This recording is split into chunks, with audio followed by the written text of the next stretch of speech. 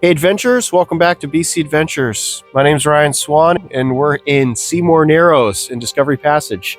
Today we're with Abyssal Dive Charters. This is Captain Earl Lowe. Captain Earl's been diving up here for how long, Earl?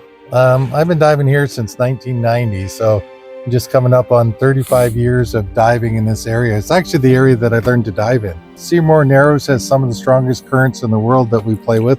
At its peak, Seymour Narrows will hit 15.7 knots.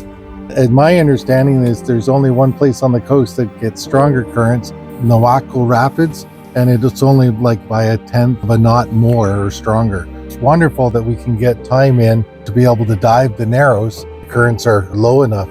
About half an hour after slack, and it's still nice and calm in here. Yeah, no, it's excellent conditions today. A lot of times, I think the last time we came up around here, you could see whirlpools everywhere. So this will create, when it's running very strong, it'll create whirlpools the size of this boat, right? So you don't want to get yourself sucked into it. And most of the big ships that come through here, all the freighters and cruise ships, will not come through Seymour Narrows when the current's running. They will always come through when it's going to a slack because of the currents, how strong they are, and how much they'll push the boats around. Ripple Rock was that old famous rock that they blew up 70 years ago or something. Was it just around here? So Ripple Rock was a rock that came up on low tide, and it would come above the surface, and then high tide, it would only be 10 or 15 feet underwater. So with the big currents through here, a lot of ships, would get pushed by the current over on top of the rock. And Ripple Rock has had over 100 ships lost in Seymour Narrows, hitting Ripple Rock, and over 100 lives have been lost in this area. So back in the 50s, they decided that they were going to blow up Ripple Rock.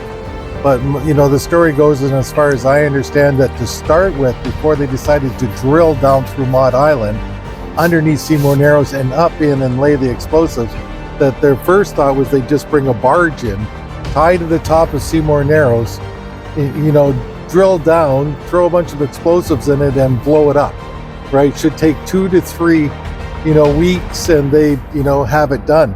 Well, of course, every time the current would pick up, it would rip the barge off the top of the rock, right? So then they had to go to an ulterior plan, of course, which then was they would drill down through Maud Island, under Seymour Narrows, up into Ripple Rock, and then lay something in the tune of, 2,300,000 pounds of explosives and blow up Ripple Rock.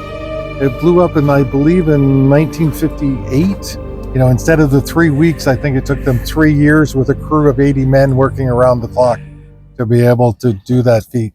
And at the time was the largest non-nuclear explosion in the world.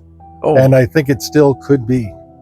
So here we are. We're on the inside of Maud Island. The interesting part of here, that this is the causeway that when they decided to blow up Ripple Rock, right, they had to build this causeway so that the workers could get from Quadra Island, and they had a camp over here onto the shoreline, probably about 100 or 200 yards away from here, and then they would go across the causeway to be able to get where they were drilling down and drilling under, right, to get to Ripple Rock.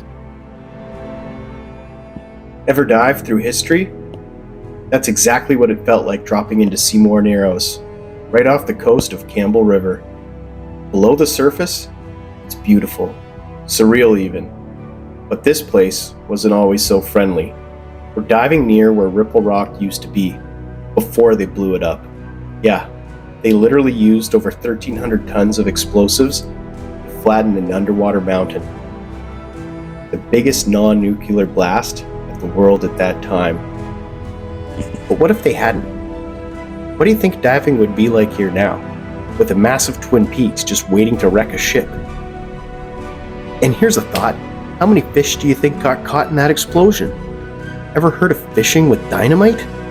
Yeah, this was fishing with a mountain worth of dynamite. That shockwave must have been insane. But today, it's peaceful, calm. You probably noticed the walls are covered with short plumose anemones. It's like diving through a snowstorm that's frozen in time. Captain Earl calls this place Rhapsody in White, and I couldn't agree more. It's cold water diving at its finest. Explosive history, wild current, and an absolute beauty.